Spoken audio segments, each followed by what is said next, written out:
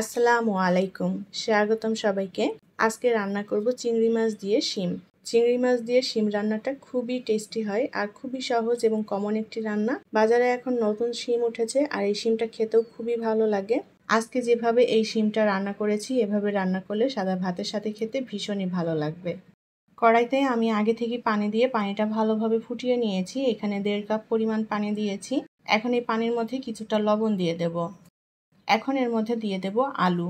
বড় সাইজের একটা আলু আমি ছোট টুকরো করে কেটে নিয়েছি।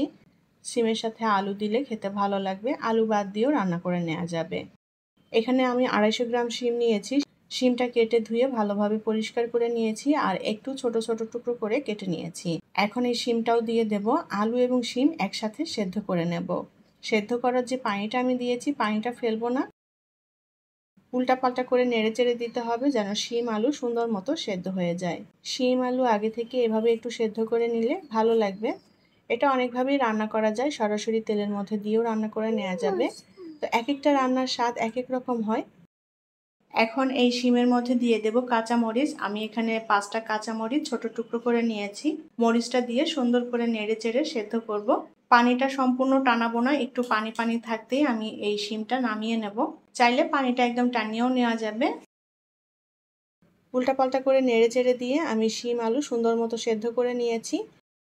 চুলায় অন্য একটা প্যান বসিয়ে দিয়েছি। এখন প্যানে আমি 2 টেবিল চামচ পরিমাণ তেল দিয়ে দেব।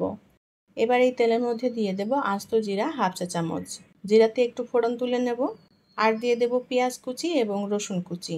মিডিয়াম সাইজের একটা পেঁয়াজ কুচি করে নিয়েছি আর নিয়েছি 1 টেবিল চামচ পরিমাণ রসুন কুচি। পেঁয়াজ রসুন এখন একটু লাল করে ভেজে নেব। পেঁয়াজ রসুন হালকা লাল করে ভেজে নিয়েছি। এখন এর মধ্যে দিয়ে দেব ছোট চিংড়ি মাছ। বেছে কুটে ভালোভাবে পরিষ্কার করে ধুয়ে নিয়েছি মাছগুলো। আর দিয়ে দেব হলুদ এবং লবণ।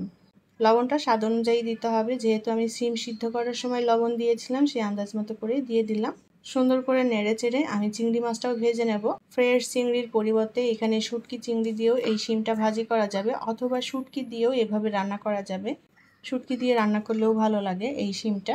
এখানে চিংড়ি বাদ দিয়ে শুধুমাত্র শিমটাও এভাবে ভেজে নেওয়া যাবে। অল্প আঁচে সুন্দর করে আমি পেঁয়াজ রসুনের সাথে চিংড়ি মাছটাও ভেজে নিয়েছি। এখন এর মধ্যে দিয়ে দেব সেদ্ধ করা শিম আলু। পানি সহই দিয়ে দিলাম, আমি পানিটা কিন্তু ফেলিনি। এখন উল্টাপাল্টা করে নেড়ে চেড়ে সবকিছু একসাথে মিলিয়ে নেব। আজকের এই শিমটা আমি একটু ভাঙা ভাঙা এবং মাখো মাখো করে রান্না করব, যার কারণে পানিটা সহই রেখে দিয়েছি। অল্প আঁচে এখন শিমটাকে আমি ভেজে নেব। শিম রান্নাটা বিভিন্নভাবেই করা যায় আর এই শীতের সময় শিমটা খেতে খুবই ভালো লাগে। তবে এখন শীতের আগেই আগাম শিম উঠে গিয়েছে বাজারে আর এই শিমটা খেতেও কিন্তু বেশ সুস্বাদু। রান্না করলে খুবই ভালো লাগে।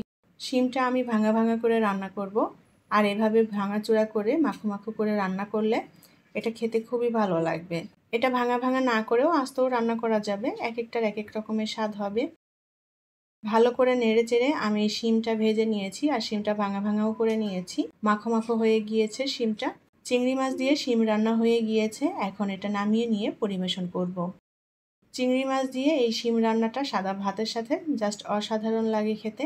খুবই সহজ এবং কমন রান্না। আমি যেভাবে রান্না করেছি সেই রেসিপিটাই আপনাদের সাথে শেয়ার করলাম। আশা করছি আমার আজকের শিম রান্না আপনাদের কাছে ভালো লেগেছে। রেসিপিটি যদি ভালো লাগে তাহলে প্লিজ লাইক, কমেন্ট এবং শেয়ার করবেন। পরবর্তী রেসিপি দেখার আমন্ত্রণ জানিয়ে বিদায় নিচ্ছি। আল্লাহ হাফেজ।